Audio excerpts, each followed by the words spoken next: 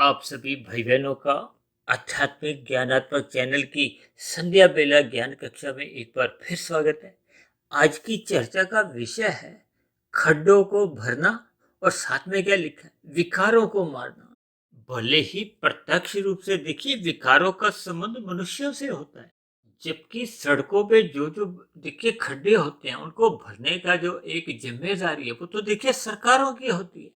और सरकार भी देखिए किसी यंत्र का नाम नहीं है, कोई भौतिक यंत्र नहीं है। वो भी तो देखिए सरकार जो है चलती है वो हमारे आपके इंसानों द्वारा, मनुष्यों द्वारा ही चलती है।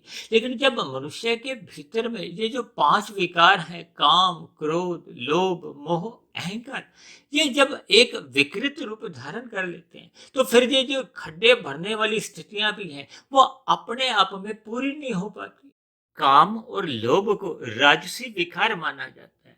दूसरी ओर क्रोध और मोह को तामसी विकार माना जाता है। और ये जो अहंकार है ये अपने आप में देखिए सात्विक माना जाता है। हालांकि विकार कोई भी हो अच्छा नहीं माना जाता, लेकिन सापेक्ष दृष्टिकोण से ये जो राजसी और तामसी विकार होते हैं ये आपके हमारे जीवन की अधोगति करवाते हैं, पतन का कारण बनते हैं। सर कहा जाता है ना कि मनुष्य जब जब सत्संग नहीं करता तो उसके जीवन में रजोगुण या तमोगुण की ही प्रधानता बनी रहती है। तब ऐसी स्थिति में ये जो आपका हमारा जो ज्ञान की स्थिति है या आत्मा का जो एक ज्ञान स्वरूप है वो धीरे धीरे कमजोर पड़ने लगते हैं, क्योंकि ये रजोगुण को देखिए छोटा छेद माना जाता है, जबकि तमोगुण को तो ये बड़ा छेद माना जाता है। छेद का अभिप्राय है जैसे हमने पतीले में जल रखा हो तो उसमें छोटा छेद होता है तो पानी धीरे धीरे नीचे गिरता है, और जब बड़ा छेद हो तो पानी बहुत जल्दी से गिर जाता है। इसी तरह आपके हमारे जीवन में राजसी और तामसी दोनों विकृतियां बनी रहती हैं तो मनुष्य अपने जिम्मेदारियों को निभाता नहीं है। यानी कि सरकारी तंत्र में जो मनुष्य होते हैं वो अपने जिम्मेदारियों से मुंह फेर लेते हैं, तभी तो ये सड़कों पे आपको पे ये अधिक खड्डे दिखाई देते हैं। देखिए सामान्य स्थितियों में तो फिर भी ये खड्डे आपको हमें दिखाई देते हैं, बरसाती दिनों में तो ये पानी का जल भरने से वो खड्डे भी दिखाई नहीं देते। था जब खड्डा दिखाई देता तो मनुष्य अपने वाहन को थोड़ा किनारे करता हुआ उनसे बच जाता है, लेकिन जब वो खड्डे दिखाई नहीं देते तो आपकी हमारी असहज स्थितियां होती हैं, हम घिर जाते हैं, आपको हमें तन के और वाहन के स्तर पर भी नुकसान होते हैं। इसी तरह जब जब मनुष्य के जीवन में सत्संग का अभाव होता है तो ये जो राजसी और तामसी विकार हमें नजर नहीं आते।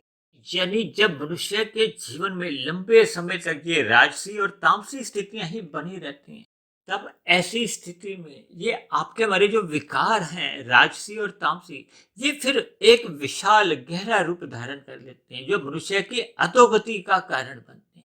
इसीलिए तो बार बार कहा जाता है कि मनुष्य जीवन पाकर हमें सात्विक स्थिति बनाए रखने के लिए सत्संग करते रहना चाहिए। इसी तरह जब जब समय समय पे देखिए खड्डों का नहीं भरा जाता तब ये धीरे धीरे छोटे छोटे खड्डे ही ये भी देखिए फिर बड़े बड़े खड्डे पड़ जाते हैं जो आपके हमारे वाहन को एक नुकसान पहुंचाते हैं। और कभी कभी तो कुछ बड़ी बड़ी दुर्घटनाएं होने से मनुष्य का जीवन भी चले जाता है।